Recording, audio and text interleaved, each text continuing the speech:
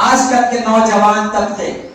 جتنے بھی نوجوان طبقے ہیں جس کی عمر 30 سال 25 سال 15 سال 12 سال ہے، وہ سب اپنے ہاتھوں میں کوئی تو تاگا باندھ لیا، کوئی کڑھائی آتا وہ کڑھائی پہن رہا فیشن کے طور پر، لال پیلا ہرا کالا یہ تاگا باندھنا شروع کیے، اور کوئی کڑھائی پہننا شروع کیا۔ ارے میرے بھائی کس نے اجازت دے دی؟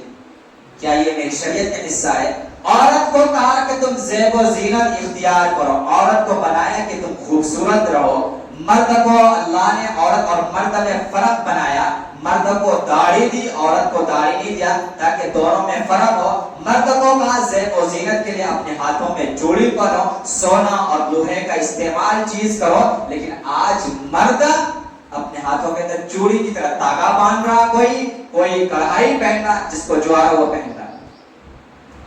یہ جو کڑھائی پہن کر تاگا باندھنے یہ بالکل حرام اور ناجائز ہے۔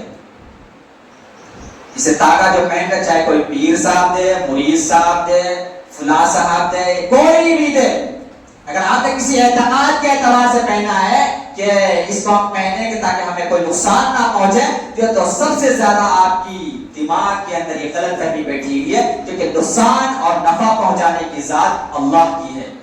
اگر اللہ چاہے تو آپ کو نقصان پہنچا سکتا ہے، اور اگر اللہ نہ چاہے تو آپ کو کوئی نقصان نہیں پہنچا سکتا، تو آپ کیوں یہ باندھ کر رکھیں؟ اور اگر آپ کڑھائی پہنتے ہیں تو یہ کڑھائی پہننا شاید پنجابی کا کام ہے، پنجابی لوگ سکھ لوگ پہنتے ہیں، اور اگر تاگا باندھتے ہیں لال کلر کا تو یہ ہندو لوگ پہنتے ہیں، رکشا بندھن کا تہوار آتا ہے ان کی کلائیوں میں یہ باندھی جاتی ہے، تو آپ کیوں یہ اس کو اختیار کر لیے ہیں؟ اس لیے میرے بھائیو یہ سب چیز کو چھوڑیں، اور اگر نہیں چھوڑیں گے تو میرے نبی کا فرمان ہے من تشبہ بقوم فہو منہم، چاہے وہ کتنا بڑا نمازی ہو، تہجد گزار ہو، اللہ سے کتنا بڑا بھی اس کا تعلق ہو، جو جس قوم کی مشابہت کو اختیار کرے گا، کل قیامت کے دن وہ اسی قوم کے ساتھ اٹھایا جائے گا۔ اگر ہم نے غیر مسلم کی مشابہت اختیار کر لی، غیر مسلم کی رواج کو اپنے اندر لائے، تو کل قیامت کے دن مرنے کے بعد ہم غیر مسلموں کے ساتھ اٹھائے جائیں گے، قبر سے مسلمانوں کے ساتھ نہیں اٹھائے جائیں گے۔